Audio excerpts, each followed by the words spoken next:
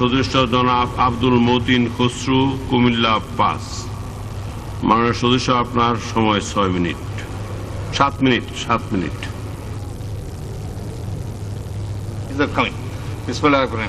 মাননীয় স্পিকার, আপনাকে ধন্যবাদ। আমাদের এই বাংলাদেশ 16 কোটি মানুষের দেশ, অফুরন্ত সম্ভাবনার দেশ, তারপর আমরা দরিদ্র, এটা কঠিন বাস্তবতা। এই দারিদ্রতা বিমোচনের জন্য, একটা উন্নত সমৃদ্ধ মর্যাদাপূর্ণ জাতি গঠনের জন্য একটা মানসম্মত বিশ্বমানের শিক্ষার কোনো বিকল্প নাই।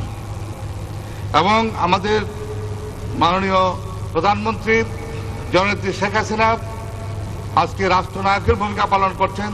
তার দূরদর্শিতার কারণে আমরা যখন 96 থেকে 2000 সাল পর্যন্ত ক্ষমতায় ছিলাম, তখন এটা শিক্ষানীতি করা হয়েছিল, কিন্তু পরবর্তী সরকার এসে এটাকে গ্রহণ করে নাই, বাতিল করে দেয়।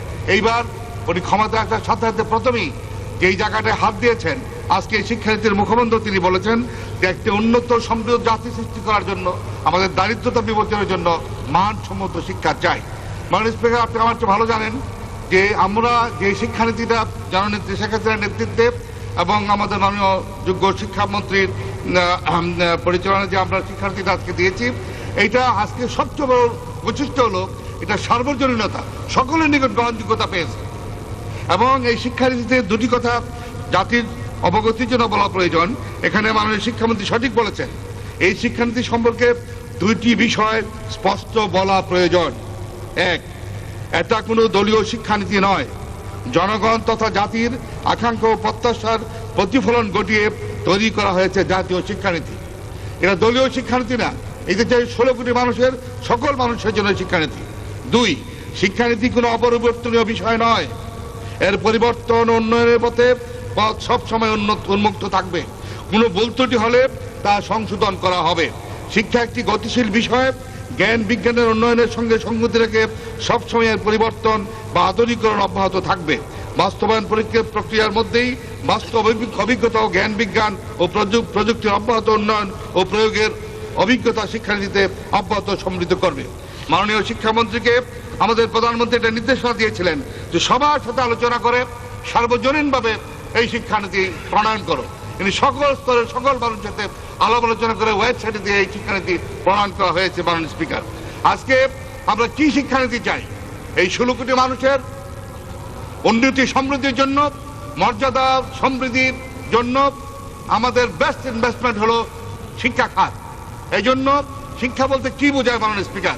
সক্রেটিস বলেছিলেন many years ago, সক্রেটিস বলেছিলেন, education is the harmonious development of body, mind and soul together.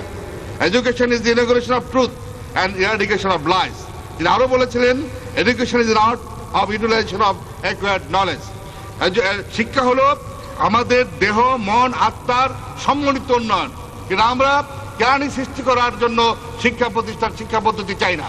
আমরা চাই মানসম্মত শিক্ষা, সেই দিক নির্দেশনা এখানে দেওয়া হয়েছে। আমরা গ্রামে যখন স্কুলে যাই, কলেজে যাই, মাননীয় স্পিকার, অনেক MA পাস তৈরি হয়। জিজ্ঞেস করি আগে আমাদের সময় থানায় একটা দুইটা ফার্স্ট ডিভিশন একটা ছেলে স্ট্যান্ড করতে, এখান থেকে সব বলে জিপি পায়। MA পাস করে 2 লাইন অর্ধ পৃষ্ঠা বাংলাও লিখতে পারে না, ইংরেজিও লিখতে পারে না। MA পাস প্রফেসর, কি বলে ইলিটারেট প্রফেসর, ইলিটারেট মূর্খ MA পাস। এই জ্ঞানী তৈরি করার জন্য করণিক তৈরি করার শিক্ষার প্রয়োজন নাই। আজকে যেই জিনিসটা এখানে করা হয়েছে, জ্ঞান এবং প্রযুক্তি নির্ভর বিশ্বমানের শিক্ষা চাই। আমরা যখন বিদেশে যাই, আমাদের পার্শ্ববর্তী দেশ শ্রীলঙ্কা, ভারতবর্ষ, অন্য দেশের শিক্ষার মান অনেক উন্নত। এই জন্য এক্সচেঞ্জ অফ আপনার এক্সপ্রেস প্রয়োজন। এই জন্য সার্ক মুক্ত যেসব দেশ আছে, শ্রীলঙ্কা, ভারত, ওদের সাথেও আমাদের এক্সচেঞ্জ প্রয়োজন। আপনি দেখছেন ভারতবর্ষে একটা কাজ করেছে ভারতে, যে কেনিয়া টেনিয়া বহু বছর আগে 3 পুরুষ আগে তারা চলে গিয়েছিল, ওদেরকে ডেকে আনছে যারা 3rd জেনারেশন এখন, যে আপনারা ভারতবর্ষে আসেন, শিক্ষা খাতে ইনভেস্টমেন্ট করেন, সর্বপ্রকার ফ্যাসিলিটি দেওয়া হবে। আমরা যখন লন্ডনে যাই, আমেরিকা যাই, বলি যে আপনারা 2nd 3rd জেনারেশন যারা আছেন, রিটায়ার করছেন, তারা বাংলাদেশে এসে আপনারা স্কুল প্রতিষ্ঠা করেন, আপনার বিশ্বমানের কলেজ প্রতিষ্ঠা করেন, বিশ্ববিদ্যালয় প্রতিষ্ঠা করেন। আজকে আমাদের কলেজের কোনো অভাব নাই, শিক্ষকের কোনো অভাব নাই, মানসম্মত শিক্ষকের অভাব, মানসম্মত শিক্ষা প্রতিষ্ঠানের অভাব। অনেক প্রাইভেট ইউনিভার্সিটি হয়েছে, অনেক ভালো করছে, কিন্তু এমন অনেক ইউনিভার্সিটি আছে মাননীয় স্পিকার গুদামের মতো। ছাত্রদের ব্রিদিং আপনার নাই, নিঃশ্বাস ফেলার কোনো জায়গা নাই, খেলার মাঠ নাই।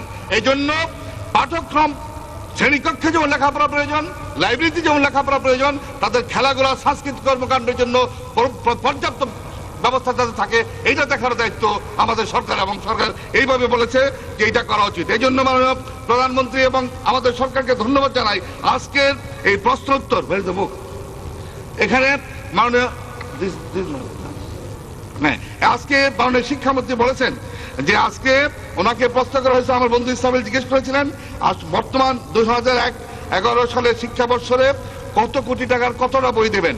আজকে মাননীয় প্রধানমন্ত্রী সরকার, জননেত্রী শেখ হাসিনা সরকার 3,24,73,168 জন শিক্ষার্থীর মাঝে 515 কোটি টাকা ব্যয়ে 23,20,54,234টি বই বিনামূল্যে বিতরণ করা হবে। Does it not speak about the commitment of the present government? মানুষ স্পিকার সময় তো চলে যাচ্ছে দৌড়ে। সেজন্য মানুষ স্পিকার আজকে যেটা চাচ্ছি যে মাদ্রাসা শিক্ষাকেও আধুনিক করার কথা বলা হয়েছে, এবং একটা কথা বলা হয়েছে মাদ্রাসা শিক্ষা আমাদের শিক্ষা ব্যবস্থার অন্যতম গুরুত্বপূর্ণ অঙ্গ, এটাকে বাদ দেওয়া যাবে না। আমরা যেটা চাই মাদ্রাসা শিক্ষায় শিক্ষিত লোকগুলো যাতে দক্ষ নাগরিক হতে পারে সেই ব্যবস্থা করার জন্য ব্যবস্থা করা হয়েছে। জ্ঞান এবং প্রযুক্তি ইন্ট্রোডিউস করা হয়েছে মানুষ স্পিকার। এই জন্য আমরা চাচ্ছি ডিজিটাল বাংলাদেশ মানে জ্ঞান এবং প্রযুক্তি নির্ভর বাংলাদেশ। ডিজিটাল বাংলাদেশ মানে আমাদের রাজনীতি, আমাদের শিক্ষানীতি, আমাদের অর্থনীতি হবে জ্ঞান এবং প্রযুক্তি নির্ভর। তাইলে বাংলাদেশ আগিয়ে যাবে। আমাদের দেশ অমিত সম্ভাবনার দেশ। বাংলাদেশ অবশ্যই মর্যাদাপূর্ণ দেশ হিসেবে মাথা উঁচু করে পৃথিবীতে দাঁড়াবে। কেউ বাংলাদেশকে ঠেকাই রাখতে পারবে না। আমাদের ছেলেরা, আমাদের সন্তানরা, আমাদের প্রজন্ম অত্যন্ত মেধাবী। তাদের জন্য একটা অনুকূল পরিবেশ চাই, যেই পরিবেশে তারা মানুষের মতো দক্ষ মানুষ হিসেবে গড়ে উঠবে। মাননীয় স্পিকার, আপনাকে অনেক ধন্যবাদ। খুদা হাফেজ। জয় বাংলা। ধন্যবাদ মাননীয় সদস্য।